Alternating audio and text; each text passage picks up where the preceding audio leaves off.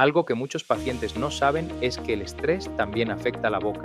El estrés puede provocar que algunas personas aprieten o rechinen los dientes, muchas veces sin darse cuenta. Esto se conoce como bruxismo.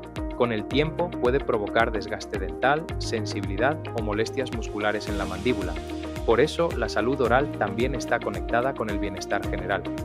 El cuerpo muchas veces refleja lo que estamos viviendo. Si alguna vez te han dicho que aprietas los dientes, comenta bruxismo.